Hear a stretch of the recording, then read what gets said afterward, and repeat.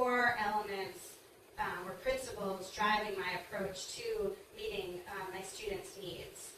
And so the three of them are being comprehensive, differentiated, and proactive. And I know we can mean a lot of different things when we say comprehensive early childhood education.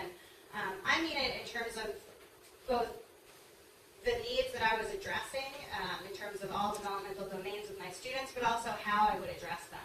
So if you think of it in terms of sort of concentric circles moving outward, first I saw my students and individual students with needs in all of these areas, and so I recognized the need to teach in a way that would foster their growth in terms of their physical, cognitive, early language, and social emotional. I had some help from the state standards too.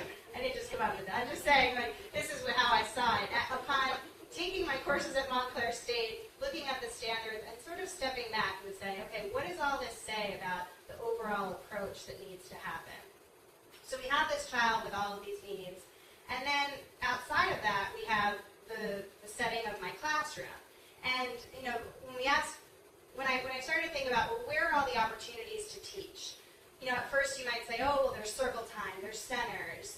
But then I thought about sort of a broader landscape of instructional opportunities. So everything from when my students enter the classroom, that interaction that I have with them, to meal times, to what goes on in centers, what goes on between centers and lunchtime, and then the more traditional idea of the circle time and read aloud and so forth. But so when I think about being comprehensive, I also think about maximizing opportunities in all of those settings throughout the day.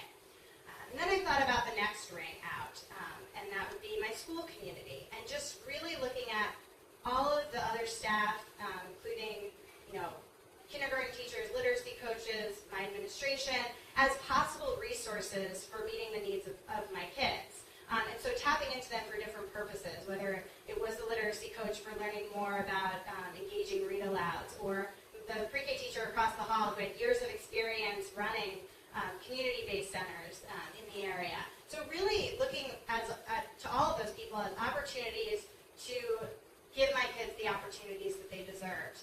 And then beyond that circle, of course, there's the broader community. My students' families proved to be so important in moving them forward. And I thought about this in terms of a partnership grounded in mutual trust and respect. And I remember thinking, my students' family members, they've been with them their whole lives. I just met them. They must have such a wealth of knowledge about each child that will really help us work together. And so I was cognizant of that in my conversations with them, and I really wanted to make them feel like they were part of the classroom community. And I noticed that they really appreciated when I could say, oh, today in the blocks area, David said this. The fact that I could speak verbatim for what their child had said, that really demonstrated to them that I wasn't just there to give out a progress report every 2 months, that this was really about me caring about their child and us working together. And ultimately, I'm not going with them to kindergarten, first grade, second grade. Their family members are the constant force in their life, and they are the ones they are really essential. And then beyond that, also thinking about professional development. I was fortunate to have my master teacher from the district who really taught me a lot about ECHRs and ELAS and the curriculum. So we had 2 different curricula from one year to the next, and so learning about those changes, it was just so important to have that support. And the fact that my kids could develop a relationship with her, because she wasn't just someone who came in once a year. She was there every week or every other week, and so that really helped. And so there was also the Teach for America support. My program director had taught kindergarten, but he was really good at helping me problem solve and organize myself. So it's sort of seeing all these people again as opportunities to grow professionally. So what I couldn't get from one person, maybe I could get from another. And that really speaks to my third point about being proactive. I had all of these resources that I could potentially tap into, but if I didn't take the time to really reflect on what was going on in my classroom, we really wouldn't have maximized the potential of those interactions. I'm the one working with my children on a daily basis, so it was really important for me to come to each of those conversations saying, this is what I've been experiencing, this is what I'd love to work on, and so forth.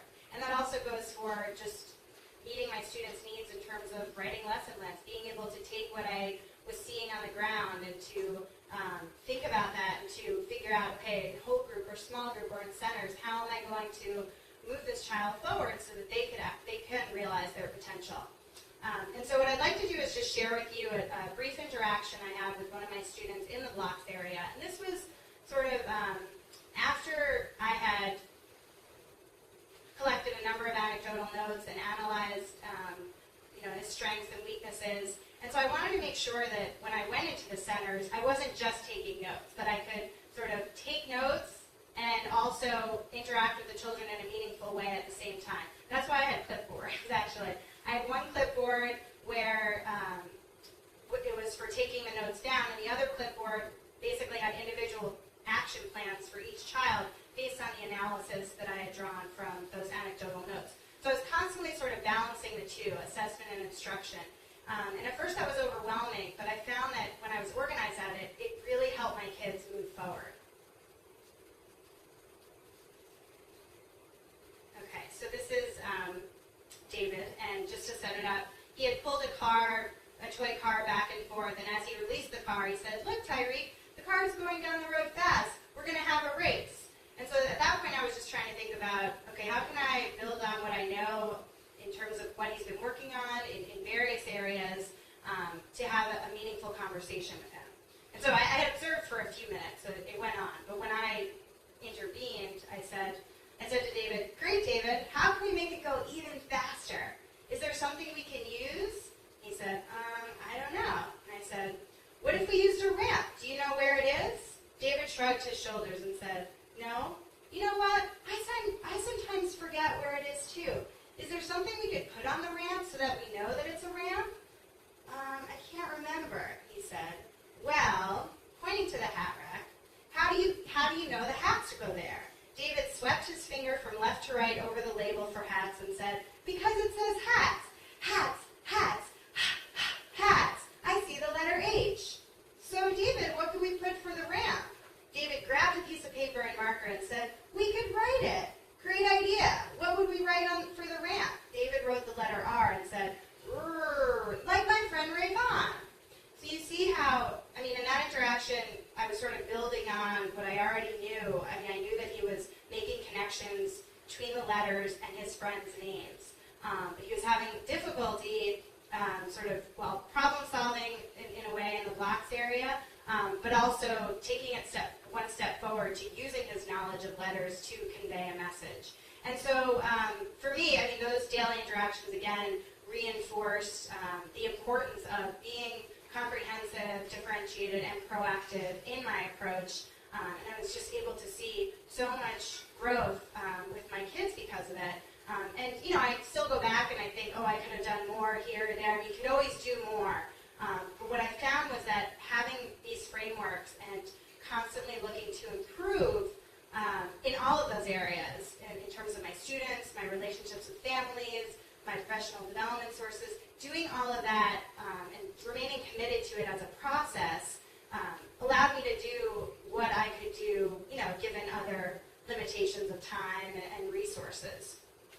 So that was sort of how I got to thinking that early childhood was important, and I gave you some sense of what it was like in my classroom.